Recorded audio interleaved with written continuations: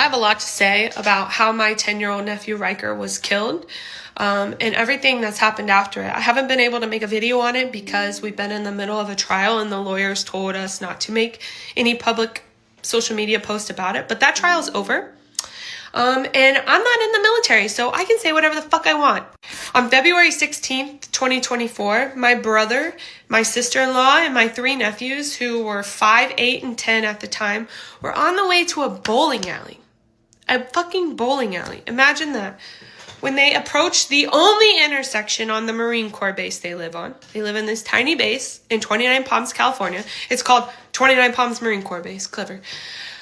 They were approaching the only intersection on base. My brother was going the speed limit, following every traffic law. He had a green light. He proceeds forward, and a military cop slams into him, T-bones him. My 10-year-old nephew is killed instantly. He was so violently struck by this cop that he was basically internally decapitated. That is how violent this accident was.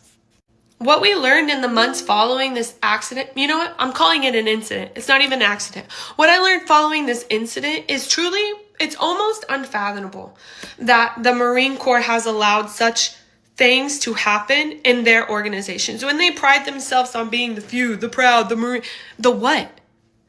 The Marine Corps is fucking, it's unfathomable that this is our military. What we learned is that on February 16th, 2024, the date of the accident, there was a gate runner. Okay, so if you've never been on a military base, or you just don't know, when you get on a military base, you have to show an ID. You have to have a military ID. You have to have a reason to be on base. They don't just let anybody go on Marine Corps bases or military bases in general, right? So on February 16th, somebody pulls up to the gate and they just drive through it. They don't stop and show their ID. They just blow through the gate, right? The people guarding the gate call it in as a gate runner. And then all the cops on base get a call saying, oh, we have a gate runner over here. And everybody's responding. That sounds fair enough, right? Maybe you're thinking, oh, well, he was just responding to the call and it was a freak accident. Okay, well, I was on that train too for a little bit till I learned what happened. So we find out that the person who ran the gate is actually another cop. Imagine that. So turns out in 29 Palms, they pretty much do whatever the fuck they want. And if you're a cop and you're in the PMO organization, which is the cop basically organization, you just make your own rules. You run the base. Forget procedure, forget policy, forget security clearance. That shit don't matter. We're cops. We do what we want. That's the vibe in 29 Palms, right? So this cop pulls up to the gate, acknowledges his buddy, and keeps going through. Because apparently, that's something that's allowed there.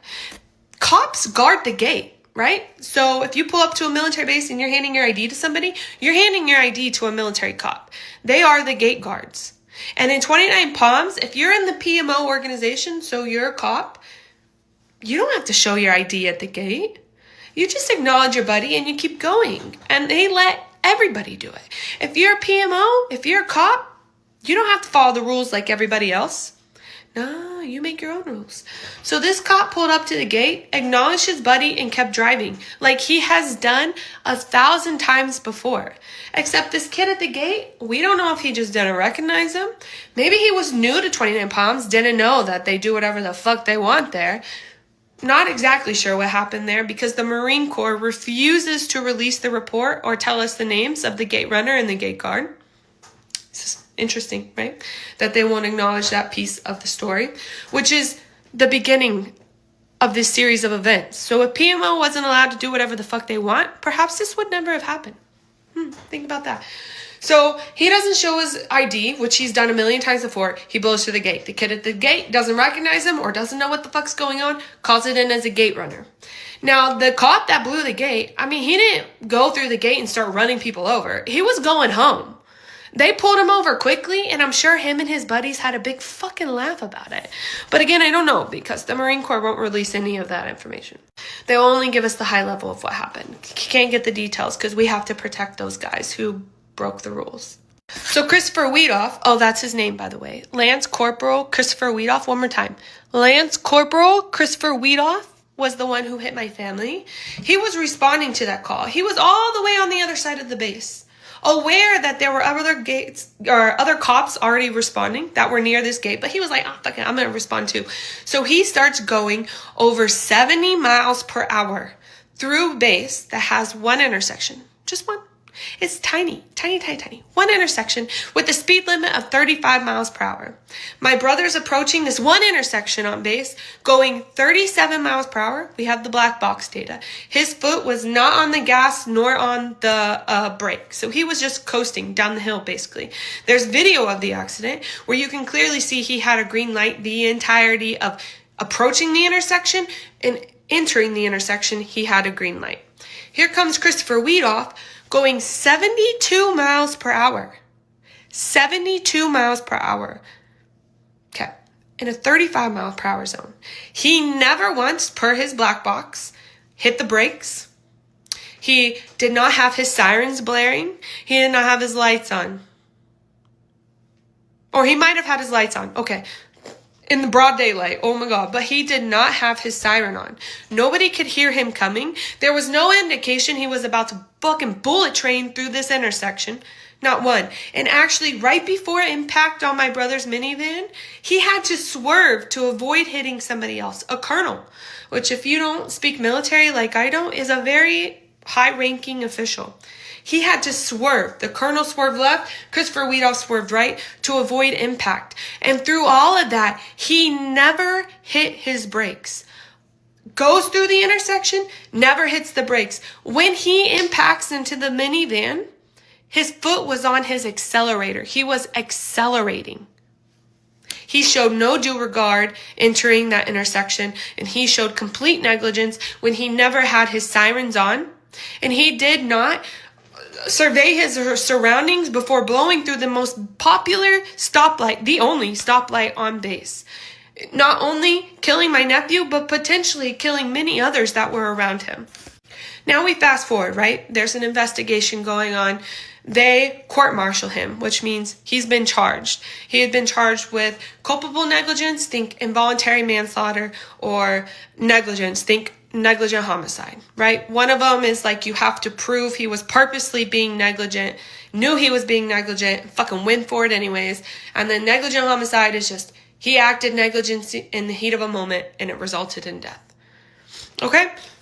I thought we might have a jump to culpable, but at the very least, clear to anybody on any given day he was being negligent, right? So let's fast forward to July of this year, just a few months ago. My family learns through just looking at a document on a hearing that he had been promoted. Promoted. The United States Marine Corps promoted a man who was actively charged and a pending trial for the death of a 10-year-old boy. And when my family made a stink of it, because why wouldn't we? Because what the fuck? They said he was promoted because of the mental stress of the trial, and they thought a promotion would help him keep going. Huh?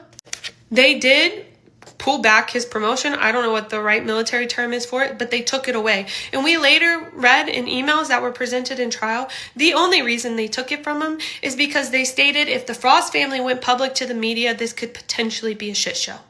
So they weren't necessarily agreeing that they were wrong promoting him. They just didn't want us to talk about it.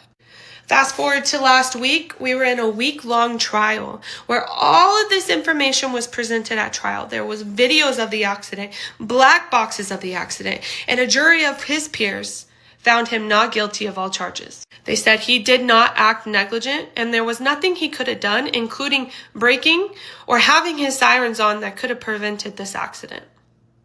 The Marine Corps has never acknowledged my family. They have never acknowledged Ryker. They have never put out a statement about this accident. They had never put out a statement acknowledging the failings of the PMO organization on 29 Palms.